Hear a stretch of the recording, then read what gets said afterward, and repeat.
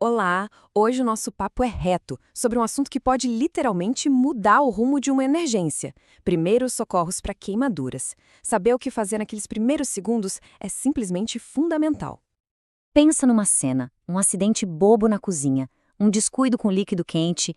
A gente sabe exatamente o que fazer ou bate aquela paralisia, aquela dúvida?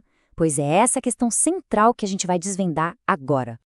E olha, isso não é nenhum exagero. A forma como se reage naquele primeiro instante pode impactar na gravidade da lesão, na dor que a pessoa sente e até em como a cicatriz vai ficar depois.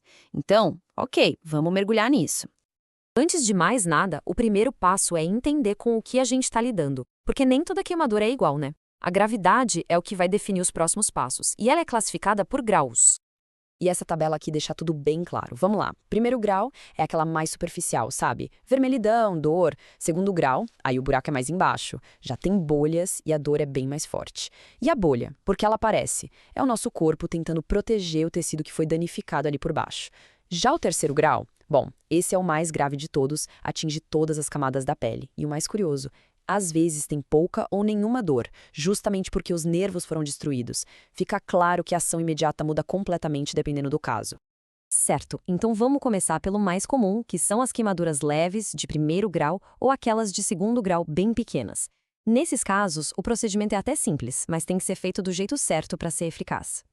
E aqui a gente vê o protocolo certinho. Passo 1, resfriar. E aqui está o pulo do gato. Água corrente e fria por no mínimo 10 a 20 minutos. Não é só uma molhadinha, não. Esse tempo é vital para interromper a queima dos tecidos mais profundos. Passo 2, remover anéis, pulseiras, qualquer coisa que passe a apertar quando a área inchar. E passo 3, proteger com o curativo limpo e estéril para evitar a infecção.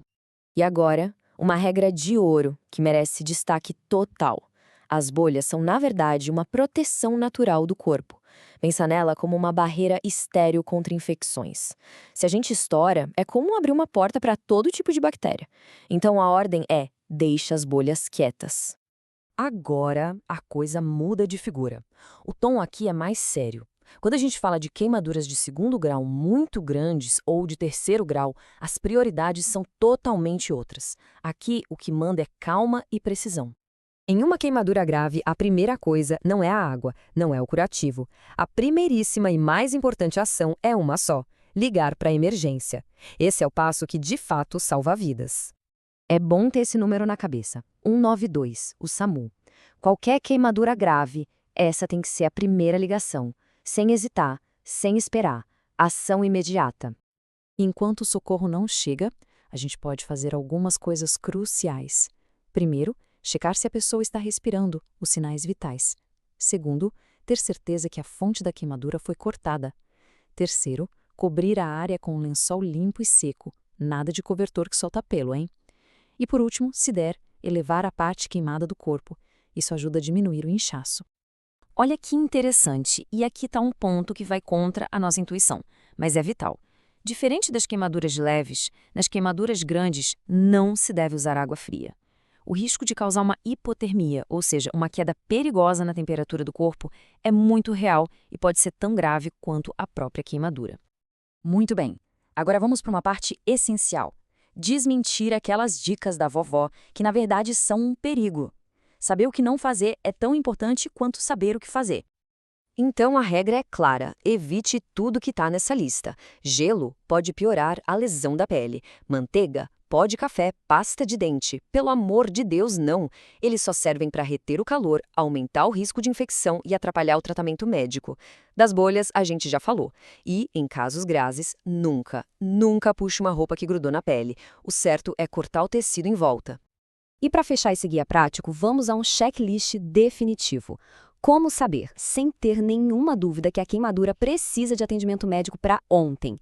A resposta está aqui. Se a queimadura é de segundo ou terceiro grau, se atingiu áreas críticas como rosto, mãos, pés, se for maior que a palma da mão, ou se foi causada por eletricidade ou produto químico, não pense duas vezes, chame a emergência. O mesmo vale se a vítima for um bebê ou uma pessoa idosa, ou se começar a aparecer qualquer sinal de infecção. Na dúvida, procure sempre um profissional. No fim das contas, a grande mensagem aqui é bem simples. Numa emergência, antes mesmo de pensar no kit de primeiros socorros, a ferramenta mais poderosa que se pode ter é a informação correta. Estar preparado é o que faz toda a diferença. E com tudo isso que a gente viu, fica a reflexão final, né? Depois de entender esses passos, a lógica por trás de cada ação, a gente não se sente mais seguro, mais preparado para agir do jeito certo se um dia for preciso? Sem dúvida, o conhecimento empodera.